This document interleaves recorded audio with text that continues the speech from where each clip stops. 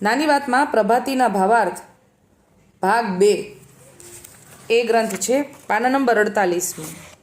એમાં 39મી પ્રભાતી છે, એહ માગું ગોપાલ ગુસાઈ. એમાં 7મી તુક છે, એનો ભાવાર્થ આપણે આજે લઈ રહ્યા છીએ, 7મી કડીનો, કે દેવ કે દેવ ઈશ ઈશન કે સબ કે સુભગ સુધર સુધરાઈ, કાલ કે કાલ બ્રહ્મ બ્રહ્મા કે કહાં લગી બરનું સુંદરતાઈ.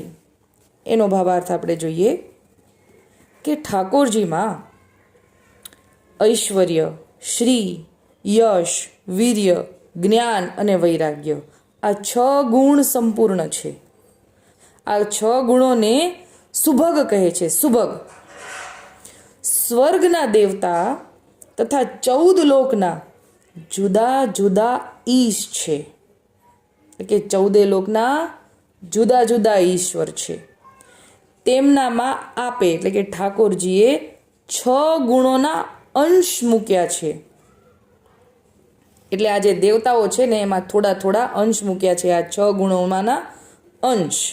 આ રીતે દેવોને દેવત્વ આપ્યું અને ઈશને ઐશ્વર્ય આપ્યું. આ સઘળા આપના એટલે કે ઠાકોરજીના ગુણગાન તથા સ્તુતિ કરે છે. નામ ક્ષીરાબ્દી સ્તોત્રના આરંભમાં શ્રી નારાયણ ભટ્ટ આપને એટલે કે ઠાકોરજી શ્રી ગોપાલલાલજીને ચક્રચૂડામણી સર્વલોકનાથ એમ કહીને સંબોધન છે. એટલે કે આપ શ્રી ઠાકોરજી ગોપાલલાલજી સર્વલોકના નાથ અને દેવના પણ દેવ છે. દેવોની પર સંકટ આવે ત્યારે આપની સ્તુતિ કરે છે, ત્યારે આપ પ્રસન્ન થઈને તેનું સંકટ દૂર કરે છે. રસમાલિકા ગ્રંથના પ્રસંગમાં પણ પ્રભુ શ્રી ગોપાલલાલ મોરારદાસને અન્ય દેવોની ઉપાસના વિશે સમજાવતા કહે છે કે जैसे लौकिक में छोटो है सो बड़े की पास जाए है और बड़े की प्रशंसा करत है उनके संगत में रहत है. એટલે કે જે લૌકિકમાં નાનો હોય એ મોટાના સંગતે જાય, મોટાની પાસે જાય. એવી જ રીતે અરુ અપનો રક્ષણ આ ચાહત હે એટલે કે મોટા પાસે જઈને પોતાની રક્ષા માગે. તૈસે હું છોટે દેવ ને બડે દેવ કો આશ્રય લીનો હે, જો ઇન્દ્ર હે સો સદા ભયભીત રહત હે. એટલે કે એવી જ રીતે લૌકિકમાં કે નાના લોકો મોટા પાસે જાય આશ્રય માટે, એવી જ રીતે નાના દેવ મોટા દેવના પાસે જાય આશ્રય માટે. ઇન્દ્ર તો સદાય ભયભીત રહે છે, અરુ ભય કે મારે અપનો ઇન્દ્રપ્રદ કહું છીન ન લે, अपने मन में सदा डरपत रहे है. એટલે કે ઇન્દ્રને મનમાં શું ડર રહે? મારું પદ છીનવાય, ઇન્દ્રનું પદ છીનવાય ન જાય, જતું રહે. તાકે લીએ ઇન્સો કો બડે દેવ કો આશ્રય કરકે અપનો રક્ષણ ચાહત હે. એટલે કે ઇન્દ્ર તો સદાય ડરેલા રહે છે અને એનાથી મોટા દેવના શરણમાં જઈને આશ્રય લઈને ડરનો આશ્રય લે છે, રક્ષણ ચાહે છે.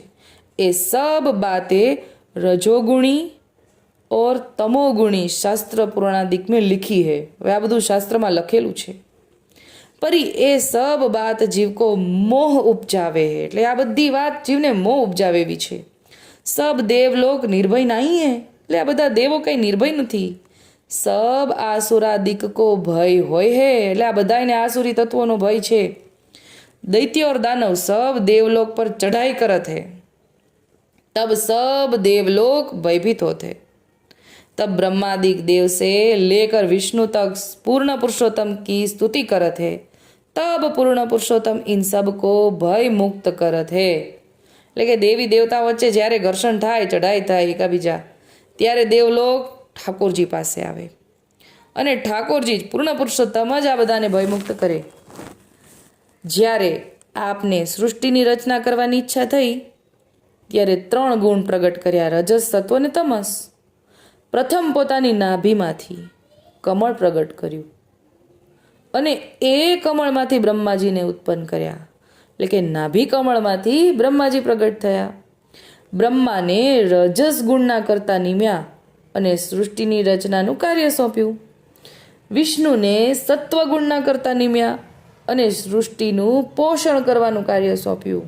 અને શિવને તમસ ગુણના કરતા નિમ્યા અને સૃષ્ટિનો સંહાર કરવાનું કાર્ય સોંપ્યું.